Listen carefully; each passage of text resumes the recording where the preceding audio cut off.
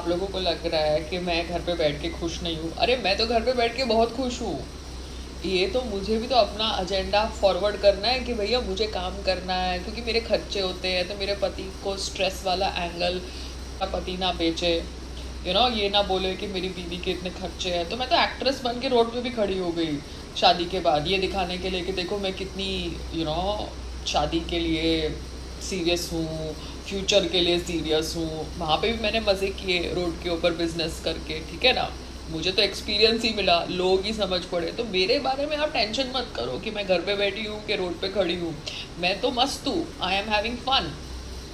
But हाँ, लोग बेचारा एंगल, हस्बैंड का एंगल बेचते हैं ना, कि उसके ऊपर खर्चे आ गए एक्ट्रेस के। तो एक्ट्रेस भी रोड पे खड़ी हो गई तो फिर तो ख़त्म ही हो गया। उसको अटैक करना, टारगेट करना। उसके बाद उसके जो खर्चे हैं, हस्बैंड अगर उठा सकता है तो ठीक है, नहीं उठा सकता तो वो काम करने को रेडी है।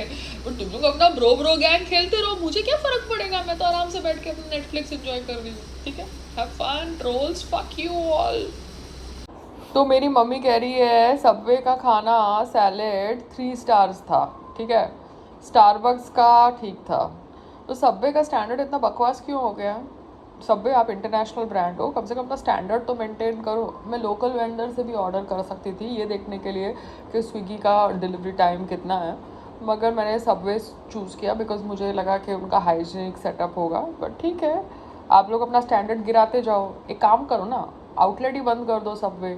Shut your business if you can't maintain your standards. यार बिजनेस करके क्या मिलेगा तुम लोगों को, बंद करो बिजनेस। चलो ठेला खोलो, ठेले पे भेजो puff vada pav.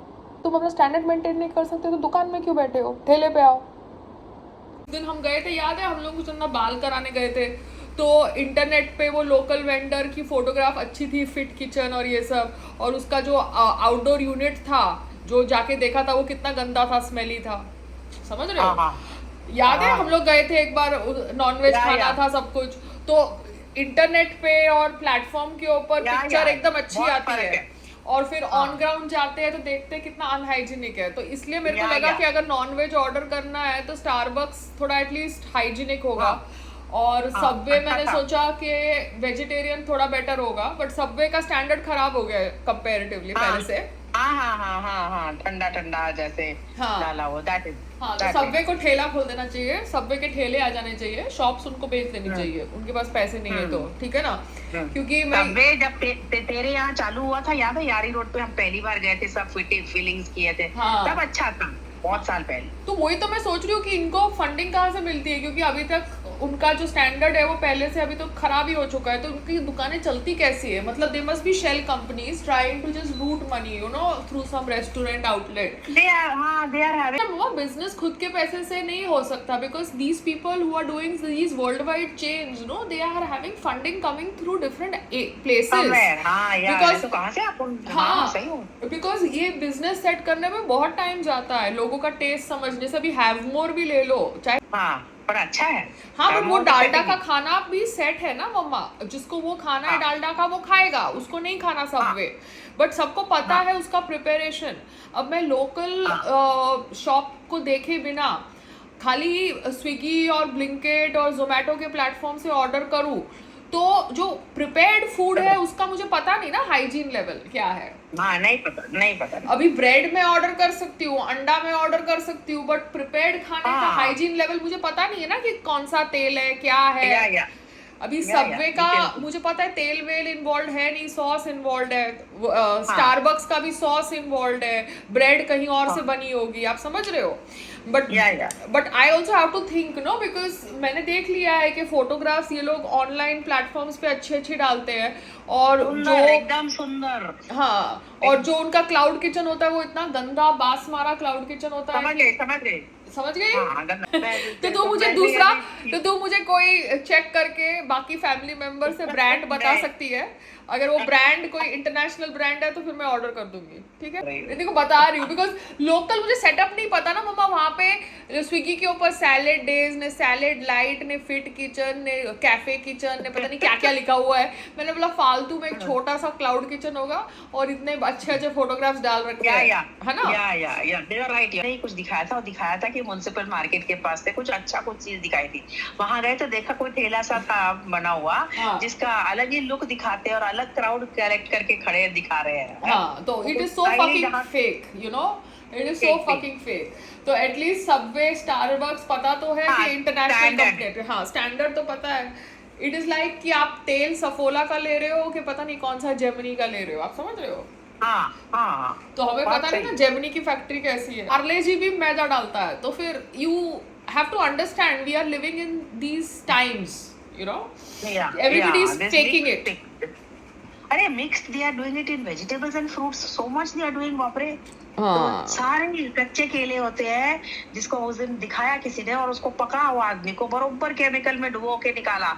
It takes about 5 minutes for the green केलास to become yellow and come out. तो इमेजिन आप कितना केमिकल ले रहे हो, फिर कोविड की वैक्सीन के हाँ। ऊपर ये लोग इल्जाम डालेंगे, तो आपका जो खाना पीना है वो इतना कॉम्प्रोमाइज्ड हो गया आज की तारीख में। मतलब तुमको डजन डजन केले कच्चे सारे लेके आदमी बैठा, वो आदमी बेचारा रो रो के बोल रहा है कि मेरे को नहीं मालूम, मेरे मालिक को पकड़ो ना, मुझे क्या, मुझे खाली बोला ऐसे डुबो और निकालो। बोला कैसे डुबोता है, कैसे निकालता है, फिर वो दिखा रहे कि केमिकल के नाम भी कुछ अजीब सा बोला, काला लिक्विड था जिसके अंदर डोब के रखना है, खाली हार्डली 5 मिनट, और फिर बाहर राइट होके आ जाते हैं। तो फिर उसमें वो नौकर का तो फॉल्ट नहीं है ना, मालिक गंदा नहीं। काम कर रहा है ना। हाँ, मालिक कर रहा है, नौकर को तो बोला डुबो, 1 डजन 2 डजन 10 डजन 15 डजन ये सारा रूम भर के डुबो के सब रेडी केले निकाल।